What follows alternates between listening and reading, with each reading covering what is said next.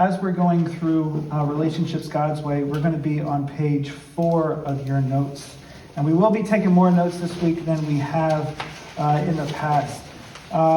We did a worksheet last week talking about the character requirements and character qualities for your future spouse. We broke into small groups and we talked about what do I really want in my future husband? What do I really want in my future wife? And you guys went through and they had the opportunities to think about that, and maybe it's something that you never ever thought about before.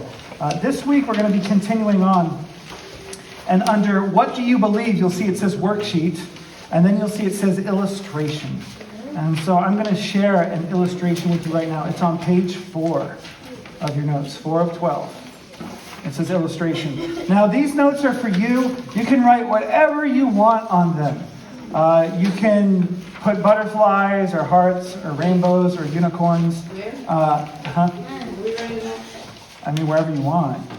But I gave you these notes so that you might be able to remember some of what I'm saying. Some of this, you might go, this doesn't apply to me right now. This stuff will apply to everyone in this room at some point or another. And so by you writing it down, it might help you to remember. So under illustration, I want to share with you guys this idea. I want you to imagine your dream car. Think about it right now. Some of you, it might be like a Porsche, it might be a Jaguar, it could be a Jeep, it could be a Tesla, it might be a Bentley. I don't know what it might be, but I want you to picture it right now. Make sure that you have your favorite color picked out. This is your car. You've worked hard for it. You think it's amazing. You think it's awesome. And you love this car. You're sitting at home one day and you hear a knock at the door. And you go and you answer the door, and standing there is a young man. And he goes, "Hello, sir." And you go, "Well, hello, young man. What can I do for you?" He says, "Well, sir, let me tell you a little bit about myself. I have good grades. I respect my mom. I don't cuss. I use nice language. You can see I'm dressed very nice right here. And I'm very responsible. Could I borrow your car and take it for a spin tonight?" What are you going to say? No. You're going to be like, "No way. How come?" Because it's mine.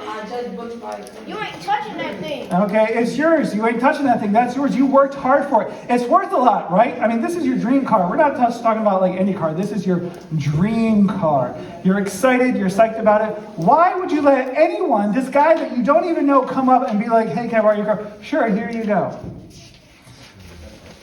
I want you to imagine you're in the same situation, except instead of a car, you have a child.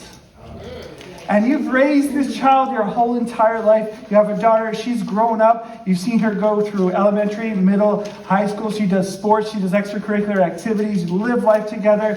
And there's a knock at the door. And a boy is there. And he says, "Hello, sir." And you say, "Hello.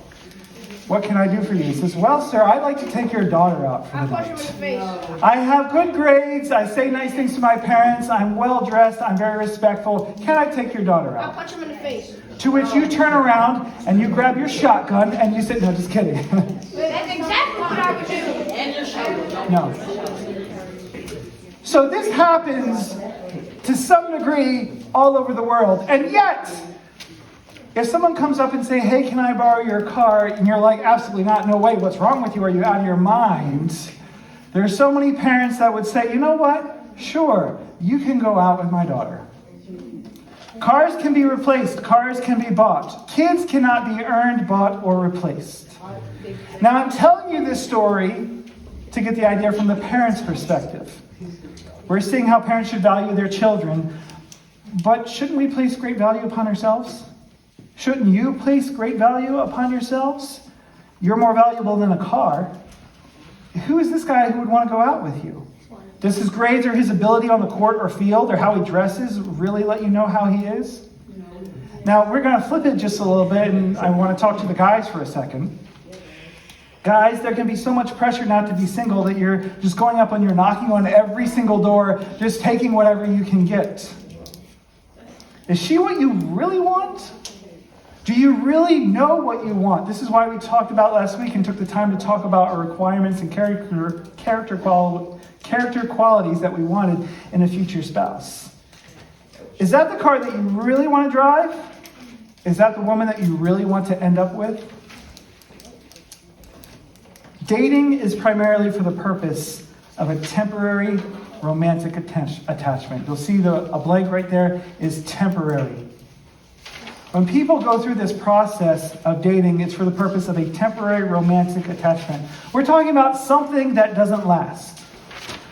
The whole idea of getting together and going out with someone is about doing something that feels good now. When people are looking to go on a date, they're looking for something that's like, oh, this makes me feel good right now. If I felt good after the date, then it was a good date. We tend not to look down the road and see what might happen later on with this relationship. Dating is all about the right now. How do I feel right now? Is this working for me right now? That's what dating is. In a dating context, the primary motive is pleasure without responsibility. Pleasure without responsibility is the next blank. People say, I just need to have fun. That's the number one goal. I need to feel good. If I don't need to feel good, I'm dipping. I'm out. I don't need to look down the road and think about what may or may not happen. I don't need to think about purity. I don't need to think about how this relationship might affect other relationships that I have in the future. I don't need to think about my relationship with him and her and how that relationship might affect them in the future either. That is what the culture of dating brings to the table today. This idea of I need to do what works now without thoughts of what the future may bring, without what the consequences might be. This way of living is very short-sighted. You're living your life only looking this far, when in reality your life is this far, and you're only looking this far down the road. Because what you're doing now will affect what happens further down the road. The idea of temporary romantic attachment and pleasure without responsibility is very dangerous. When you focus on what feels good now, it frequently doesn't work and it ends in heartbreak. I went back and I looked at notes from when I've been talking about relationships. I've been a youth pastor for almost 15 years now, and I was looking at notes from 8 years ago. And I had actually tallied relationships and see what worked, what didn't work. And from my personal experience and people I knew, I estimated that when people jump into a dating relationship, 199 times out of 200 it fails. Now I'd probably say it's more like 299 times out of 300 it fails. That is a story of one story of a person who jumped into a relationship without thinking about the future, that it actually worked, that they're still together. Out of 300. 1 out of 300. At least from my personal experience. That's not good odds. Let me read you this. On your notes there, under no commitment, it says this. When the guy and girl feel it's right and think it's time, they make the decision to date. The guy and girl may have the hope that it may someday develop into something more permanent, or they may not. But they both understand that there is no commitment. The focus is to enjoy each other now. Frequently, teenagers will get into relationships and they'll be like, well, I feel like it's ready to date. And what happens is you have a dude that's like, sure, okay, I'll do it. And you have the girl that's like, we're going to be in a committed relationship and this is going to work.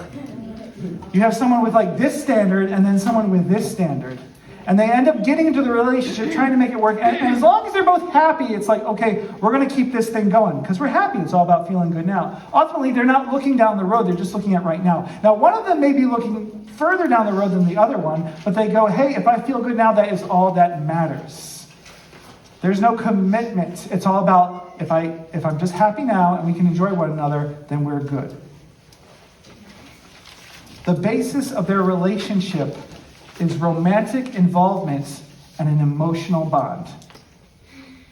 Romantic involvement and emotional bond. As long as the good feelings are there, everyone is okay. Everything is okay.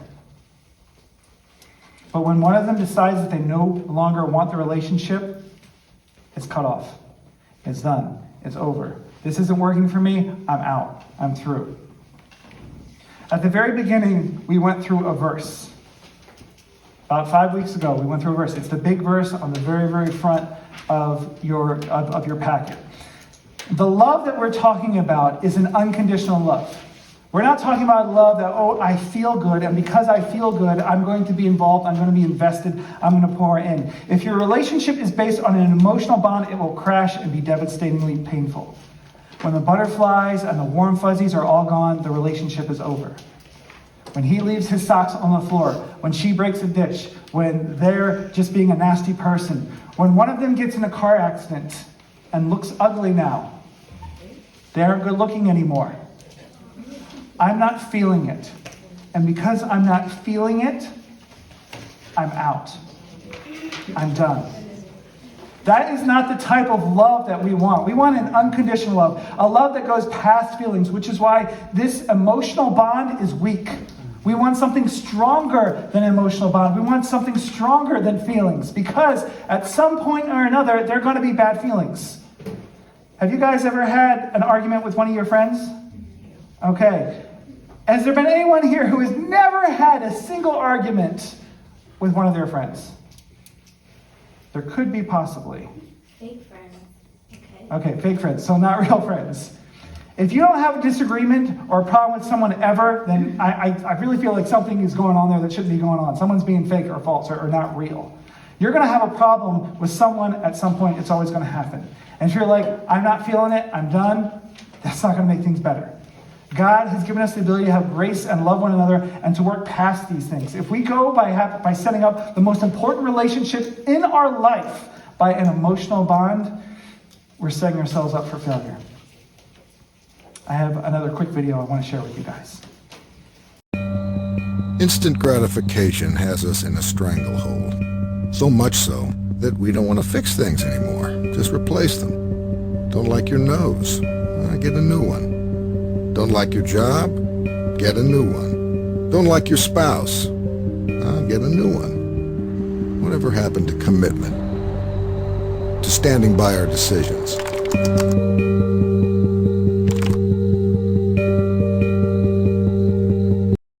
When we aren't happy with something, we say replace it.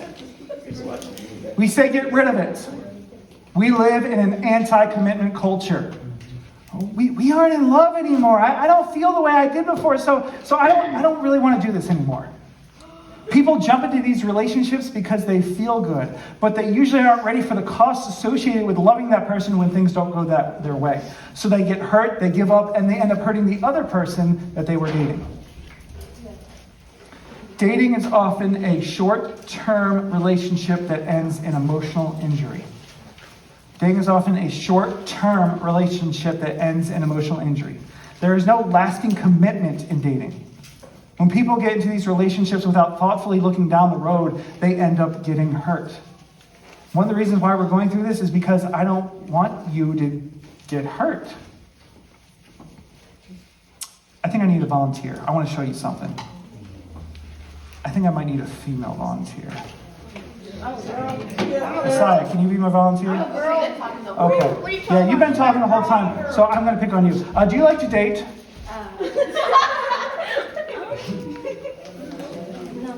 Okay, so tonight you like to date, okay? That's what we're doing. And what I'm going to do is, tell you what, can you take that for me? Fantastic. And can you cut that for me? Actually, that's a little too big. Let's go with that right there. Can you cut that for me? Not my finger, thank you. Okay, cool, fantastic. Give me that. Kids shouldn't play with scissors. Okay. So, sorry, we are going to say that this duct tape represents your heart. Can you go with that? No, don't touch it. It's mine. No, you can't have it. No, I'm just using it. But this represents your heart, okay? And so what you decide to do is you take your heart, and what you do is you say, you know what? I kind of feel like dating. And so you take your heart and you go and you're like, you know what? I think I'm going to date Chris. Okay. Yeah, my man. There you go. And you date Chris for a while. So you attach yourself to him. But you kind of can't stand the way that he ties his shoes. So because of that, you decide to break up with him. And you break up with him and you go through it. But you're feeling kind of lonely and you go, you know what? I really like guys who swim. Okay, you swim, don't you? Yeah, you're actually on a swim team, aren't you? I swim. Oh, that sounds kind of dreamy. So because of that, you're like, you know what? I'm going to go out. I'm just saying, I swim. I'm going to go out with center, okay? And you kind of don't like the way that Senna laughs. This is a weird laugh, so you decide to break up with him. You're not feeling it with him anymore. He's not as dreamy as he used to be. You know what? Swimmers aren't as cool as basketball players, so you decide to date a basketball player. Okay? And so you date and say yes. But then, you know what? You get tired of him because you find out he's not as good as the other basketball player on his team. And so you go out with him. And you go out with him. But then you decide to break up. Okay? And then you decide, you know what? We're going to put that there. You're going to go out with honor. Okay? You decide that you like blondes. Okay? You go out with him. And then,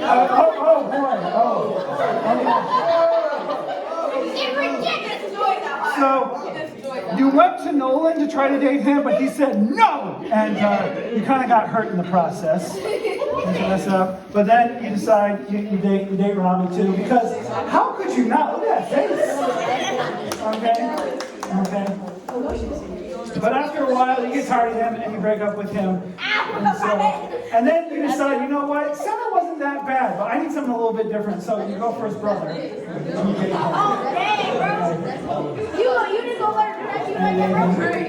And then, in some weird universe, for some reason, you know what? I'm kind of into older guys. So you say, and then you're like, wait, what am I doing? And then you break up with Mr. Collins. So anyway, you go around and you're dating everybody. Yeah. Way too many boys? It was just one at a time. No? Okay. So, quick question. What is happening to her tape as she's dating these boys? The tape is now dirty. It's getting dirty. There's getting stuff on it, right? Okay, there's some damage here too, which wasn't planned, by the way, but sometimes that happens if you're not safe with things. What? Go ahead. It doesn't stick that much, right? Which means that in the future, when she tries to stick to somebody else, she might have some difficulty with that, right? That could be difficult. So there's some garbage that gets in the way, and she's not able to stick as much. Let me check my notes here. Was there something else I went through in here? Okay, so you can go ahead and have a seat. Here's the thing. When you get married, you're going to have some rough times. It's going to happen to everyone.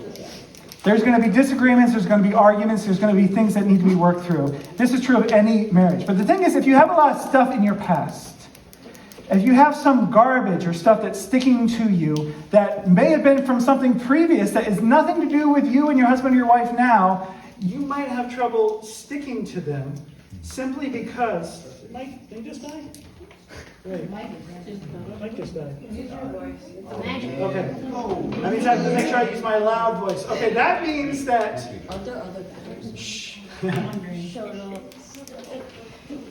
That means you're going to have trouble sticking to someone else because there's going to be stuff in between you and stuff in between them. You'll want to cling as tight as possible to one another, but your tape won't be as sticky, and you'll have to pick through the things in the past that are stuck there that have nothing to do with your current relationship.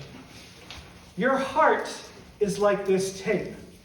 But the truth is, if you're sticking this to someone else, that's not really a good illustration, is it? Because someone else has their own duct tape, right? Okay, I need help with something. Alexa, can you come on up real quick? I'm not going to use you as an example. I just need you. There you go. You can take that. So what we're going to do is we're going to have two different hearts here. Where's my tape I just cut? There we go. What's the problem? Thank you. That goes there. You come back and all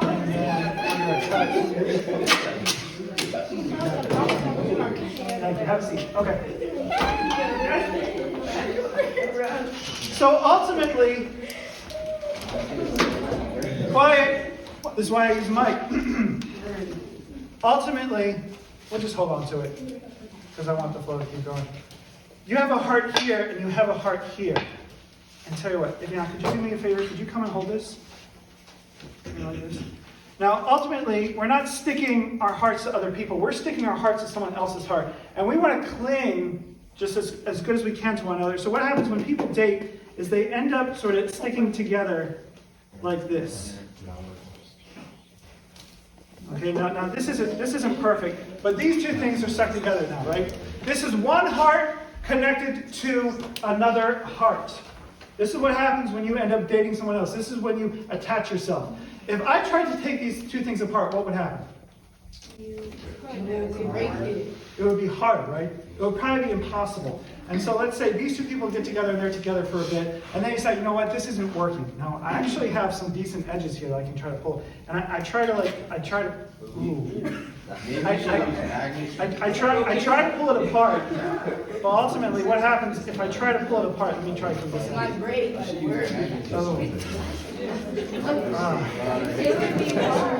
This isn't as clean as just sticking on somebody else and pulling it off, is it? It's almost impossible to do. And so this is what happens to your heart. You end up getting hurt. Some of you say, I see it happen too often, and it breaks my heart when people get in a relationship and then they break up, and they're feeling terrible, and they're feeling awful, and they go, how come it hurts so much? I don't understand. I would love to just not feel this way anymore. Why can't I just get past it? And my heart breaks because I'm like, I know that this is what happens. God designed us to stick like this to one another. He didn't design us to break apart once we got our hearts attached to other people. He didn't make us that way, which is why it hurts. It should hurt when we break up with someone. When we get close, when we have those intimate ties, when we have that what we may have thought was a bigger thing, but maybe they didn't think it was as big as it really was, it hurts. And it tears us up on the inside. And so this is one of the verses I tell kids all the time. If you want to, you can write this just above, just under this, like in the side if you want. Proverbs 4:23. You can draw a heart if you want. Proverbs 4:23 says this: guard your heart, for it is the wellspring of life. The way that I was going around with the size tape at the beginning and just throwing on people, that was a little bit of a joke. However, I see people do it all the time. They might not do it as fast, they might do it over a period of a few years, but when I went through and I counted the number of relationships I had in high school, I was like, holy crap, what's wrong with me? I was just going and sticking my tape on other people, and it was causing problems down the road. It made it more difficult for me to have other relationships. I was not guarding my heart like Proverbs 4:23 told me to. And it hurt. It hurt over and over again. It hurts now. Because I look back and I was like, I ruined relationships. And I shared with you a story a few weeks ago about how I felt like I ruined someone because I didn't guard their heart. I went up to them, I put my tape right onto theirs and stuck it together. And when that happened, and then I was like, listen, this ain't working, I'm pulling away, I hurt them. And ultimately, I think that they are further away from God because I had a bad witness. I want you guys to guard your heart. Sometimes people will look at me like I have 5 heads. They're going out with someone. And I go up and I ask them, oh, so you guys might get married someday? I'm like, Pastor Tom, that's weird. No way. We're just getting to know each other. I'm like, getting to know each other? You're sticking your tape to one another. This isn't about getting to know one another. People use the reason get to know each other to justify dating. That's stupid. You should be able to just, if you want to get to know someone, you can just hang out with them. You can go side by side. You can live life right next to someone without attaching yourself to them. Why don't you try being friends first? You can get to know each other that way without creating a strong emotional bond with no commitment that frequently ends in heartbreak. You may be attracted to someone to your friend. Both of you may like each other, and that's fine. That's okay, Asaya, Alexia. That's okay if you end up being attracted to one of your friends. But it doesn't mean that you just have to jump in and create a bond that will change everything about how you interact with one another. Great pain happens when we stick ourselves to someone else without considering the long-term consequences. If you aren't ready to consider the other person as someone you could get married to, or aren't even thinking about marriage at all, why would you open yourself up to the possible injury that could take place? For all of you that are here tonight, I kind of hope that you aren't thinking about marriage right now. You have so many other cool things to focus on in life. You don't need to be getting romantically attached to anyone. You have things to learn, places to travel to, friendships to have, sports to compete in, hobbies to experiment with. There is no point in gambling with your heart and weighing yourself down with something that could scar you for the rest of your life. I don't want this to end up being you. I don't want your heart in pieces. I don't want you to hurt like this. Don't rob yourself of the gift of singleness that you have. The bottom of the page under society and purity, it says this. It says, in the beginning of a dating relationship, most often the guy and girl are not viewing each other as a possible marriage partner. They're probably not ready to seriously think about marriage or even want a marriage commitment at this time in their life. But they often pursue a dating relationship. Oftentimes, parents even allow it or encourage it. Parents even allow it or even encourage it. Now, we live in a society today where parents are increasingly giving their children more and more independence. But if you remember the illustration I gave at the beginning of tonight about the car, like someone coming up asking to borrow the car, coming up and, hey, can I borrow your daughter? In that illustration, you are either the car or you're the one looking to borrow the car. Whether or not you have more or less independence from your parents, you still have the right to decide if you will allow yourself to be borrowed or if you have to go out to borrow someone else. It is your decision to engage with the rest of society and use this broken system of dating that ends in pain and heartbreak. It's up to you. So here's the kicker. Here's the big question for tonight. And it's in italics at the very bottom of the page.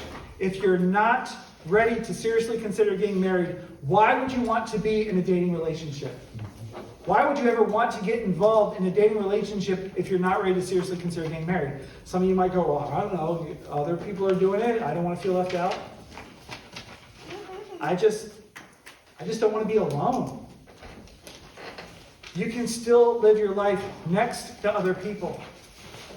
You can still live your life side by side, getting to know other people, having relationships. But when you decide to make yourself exclusive or be dating or be in a boyfriend-girlfriend relationship, it changes the dynamic.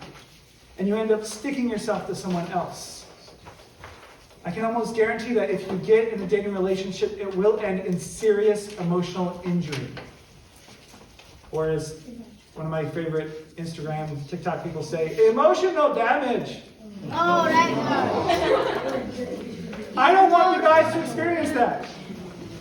I don't want you guys to be in pain.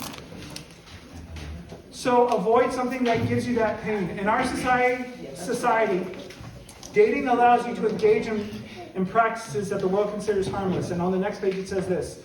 These practices actually violate God's principles of purity. These principles actually violate God's principles of purity. Wait, what? Page 5. The next page, flip over. It says page 5 at the bottom. At the very top.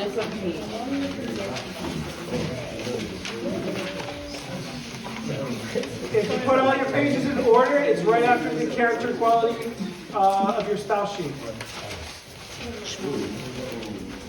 But as you're looking, listen, our society then allows you to engage in practices that the world considers harmless, but they actually violate God's principles of purity. Most often it requires you to compromise your standards. And that'll be the last fill in the blank that we have for tonight. Most often it requires you to compromise your standards. I want you guys to ask this question inside your head. I don't want you to raise your hand. But I want you to ask yourself the question, have I ever done anything in a relationship that I regret? If there was one thing that I regret that I could take back, what would that be? For me, it's a mistake that I made because of a relationship that I shouldn't have been in the first place. You guys are going to hear more about that. I shared with you some of my regrets I've had already. You're going to hear more as we go through this series. And I go, Lord, I wish that I knew this stuff when I was your age. I wish I had an idea to be purposeful when it came to me and other relationships. Because I compromised my standards. I violated God's principles of purity. I'm letting you guys know tonight, I'm not saying this to make you feel guilty. I'm not saying this to condemn you. I'm saying this because I want you to live your lives with intentionality. So you might start to plan the path of what your life is going to look like when you get older. Asking yourselves what you want your life to be like. Asking what God wants your life to be like. This is not Pastor Tom's is telling me to never date. He doesn't want me to be in a relationship with anyone ever. He never wants me to have sex. He doesn't want me to be happy. No, I'm not saying that at all. I'm saying that God designed you in a very special and unique way. That He gave you gifts, talents, abilities, dreams, and desires. He shaped and molded you in a way that if you have these desires as you seek Him, that there will be someone that will come alongside you and live your life together with someday. So why bother with all the drama and stupid relationships that come before that? When you get your heart attached to others only to be ripped away, causing yourself significant pain and distracting you from the primary purposes of your life. It's just not worth it. Some of you may be asking, Pastor Tom, why are you talking about this? Why are you passionate about this? We're spending way too much time talking about relationships. And some of you may remember, we talked about this, the exact same series 3 years ago in youth group, for those of you who were here. The reason why we do this is because it is the number one thing I have dealt with as a youth pastor. Heartbreak. Dealing with emotional baggage. I am so thankful for those of you who are here today who can say, well, this isn't a big deal for me. Praise the Lord. And take what I'm giving you and use it so that it is never a big deal for you. And you're not dealing with stuff like this. You're not dealing with ripped hearts. That you're never having to stand in front of other people and say, I regret, if I can take back one thing in my life that I did, it's a relationship that I regret. It was the way I acted. It was the decisions that I made. I hope that you never have to go through some of the pain that I've gone through or that others have gone through. Maybe you've seen it with friends or other people at your school. I want to equip you to avoid that pain and avoid one of the biggest distractions that the world uses to take your eyes off of God. It's relationships. It's I have to be with someone else. I can't be alone. It's just lies and stuff that Satan uses to get you off track. I want to read the verse that's at the top of page 5. So Ephesians 4:17-20 says this. So I tell you this and insist on it in the Lord, that you must no longer live as the Gentiles do, in the futility of their thinking. They are darkened in their understanding and separated from the life of God because of the ignorance that is in them due to the hardening of their hearts. Having lost all sensitivity, they have given themselves over to sensuality so as to indulge in every kind of impurity with the continual lust for more. You, however, did not come to know Christ that way. We are called to live our lives differently than the rest of the world lives. We're not darkened. We don't live in this way. And here's the thing. When we live our lives giving God glory, living as He calls us to, it's actually good for us. We avoid the pain. We avoid the heartbreak. This encourages us to live differently than the rest of the world, including when it comes to how we relate to one another. Let's pray. Lord, as we come before you tonight, I ask that you would open our eyes to what you desire of us when it comes to relationships. That you would help us to be intentional, that we wouldn't just fall in and out of relationships, sticking our duct tape, sticking our heart to whatever comes around, whatever's shiny, whatever looks good, whatever feels good now. But I ask that you would give us discipline, self-control, and wisdom. Help us not to compromise your standards that you've placed before us. Because when we do that, we end up getting hurt. So awaken ourselves, wake up our hearts, Lord, to the truth that you've placed in front of us and help us to be intentional with how we live our lives. Not living as the rest of the world lives, but living differently and set apart.